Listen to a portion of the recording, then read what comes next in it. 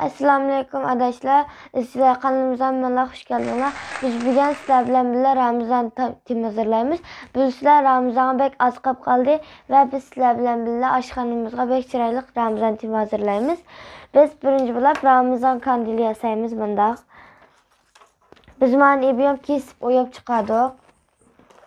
Her xil uygulamalarda bunda şablonlar taparlaysizlar. Onu bastırıp durup kısanız bek çıraylık çıkıdı. Əmsə, maniyə saçqamını başlayalım. Mən siz sağlam. Siz sağlam. Arkadaşlar, makyajın paydalanış üçün İBM göstərkən resimdən Google'dan taparlaysızlar. Həmən mina işlətkən bir tane uygulama var. Hazır sizlər içbirək. Ma uygulama bir qızıl boğan. Mən qızıl boğanın üstündən mənəsini taparlaysızlar. Mesela ma ise Ramazan kandili de bassanlar her xil şablonlar çıkıdı. Muşun üstü kağız bişip durup yazsanlar. Tamam, asan. Asan. Üzanlısınız. Ben manım sızmakçı bir gen. Ben size inan tamam o çaplayayım.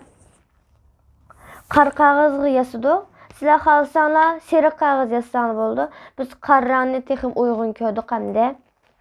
Arkadaşlar biz Ramazan tayarlığımızı başladık.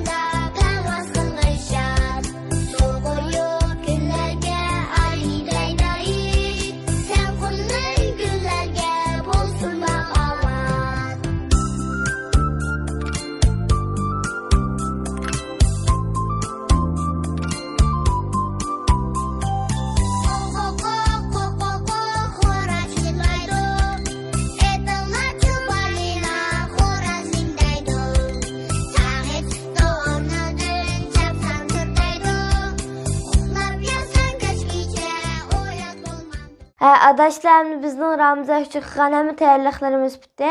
Əmni mən sizlərə qıqan təyərliklərimizi bir qurt tunuşdurup çıxay. Arkadaşlar bir Ramazan tim üçün xətlər yazdıq. Bu xətlərin hem Uyğurca hem Türkçe çıxardıq. Malini biz fotokopi maşinesinden çıxdısını aldıq. Köpün içində əslində üzəmiyəsidim, amma bəzilərini kırtasiyalını aldıq. Məsələn, mavi gülünü, anikizma yıldızını, anikizma arxal bizeydan nəslini aldıq, anikizma nəslini. Amma mən gülünü, anikizma kandilini hərəblan misal üzəmiyəsidim. Həm də arkadaşlar, təyərliklərimi tunuşdurup oldum, həm də tam yasaçqa başlayalım.